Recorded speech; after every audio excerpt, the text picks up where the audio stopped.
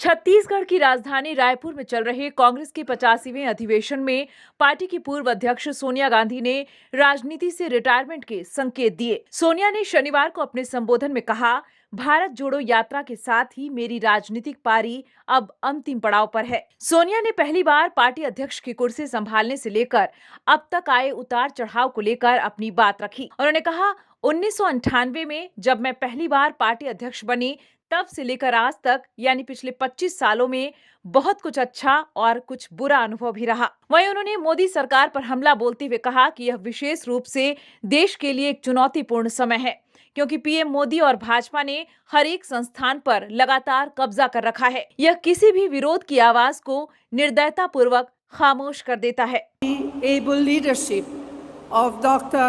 Manmohan Singh ji gave me personal satisfaction, but what gratifies me most is that my innings could conclude with the Bharat Jodo Yatra.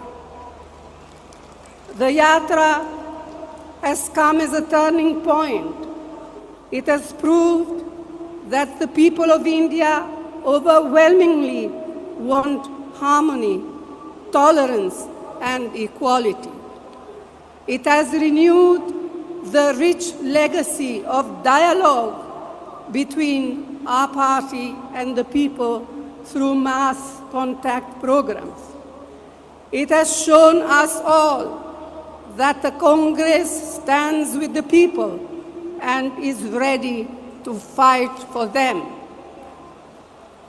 I congratulate all party workers who have worked hard for the Yatra, the colleagues, young and old, who took part in it, and the lakhs of people of India for their participation, support, and affection.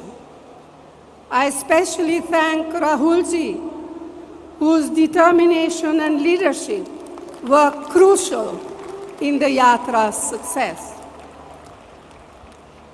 Friends, this is a particularly challenging time for the Congress and for the country as a whole. Prime Minister Modi and the BJP RSS regime has relentlessly captured and subverted every single institution.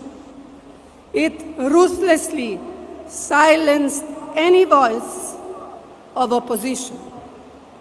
It has caused economic ruin by favoring a few chosen businessmen at the expense of all others and of the people, of ordinary people. And most distressingly, it fuels the fires of fear and hatred against fellow Indians. इससे पहले कांग्रेस अध्यक्ष मल्लिकार्जुन खड़गे ने ध्वजारोहण कर कांग्रेस के 85वें महाधिवेशन के दूसरे दिन की शुरुआत की। खड़गे ने कहा कि देश में नफरत का माहौल है। सरकार रेल, जेल, तेल सब कुछ अपने मित्रों को बेच रही है। दिल्ली सरकार में बैठे लोगों का डीएनए गरीब विरोधी है। 75 वर्ष में आज देश सबसे कठिन चुनौतियों से गुजर रहा है। सत्ता में बैठे लोगों ने देश की जनता के अधिकारों और भारत के मूल्यों पर हमला बोल रखा है।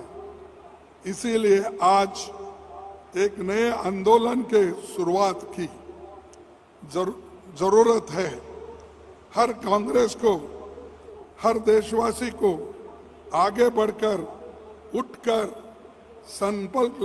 संकल्प लेकर ये कहना होगा, सेवा, संघर्ष और बलिदान। सबसे पहले हिंदुस्तान।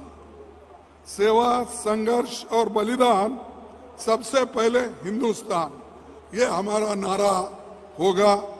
और देश को आज सेवा, संघर्ष और बलिदान की जरूरत है, क्योंकि भारत अपने सबसे कठिन दौर से गुजर रहा है। राजनीतिक प्रस्ताव के पक्ष में झारखंड से पूर्व केंद्रीय मंत्री सुबोध कांत सहाय ने महाधिवेशन के मंच से अपने विचार रखे।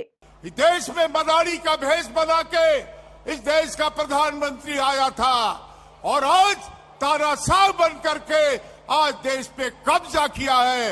ये चुनौती है। इसलिए मैं कहना चाहता हूं कि हमारे जो सारे पॉलिटिकल रेजोल्यूशंस हैं, हमने अपना समर्पण देने का काम किया है। हमने अपना कमिटमेंट साबित करने का काम किया है कि हम अक़लियतों के लिए, दलितों के लिए, आदिवासियों के लिए, अति पिछड़ा के लिए, महिलाओं के लिए, विकलांगों के लिए हम अपने आप को समर्पित करते हैं।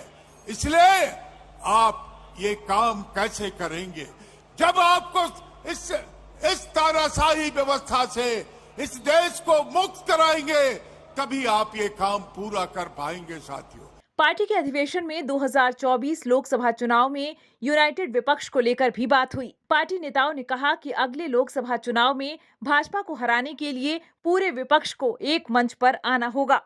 न्यूज विंग के लिए मनीष झा की report.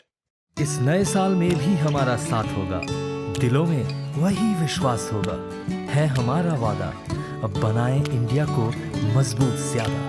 Wish you all a very, very happy new year. Delhi public school admission going on, nursery to class 11, CCTV से लैस क्लासरूम, अत्याधुनिक लाइब्रेरी और लैब की व्यवस्था, योग्य शिक्षक, म्यूजिक टीचर संवारेंगे आपकी